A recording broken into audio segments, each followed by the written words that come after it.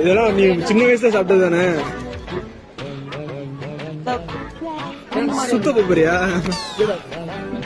சாப்பிடு.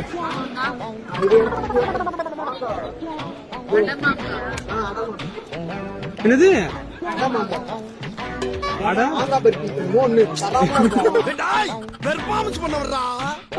நல்லா இருந்துச்சு.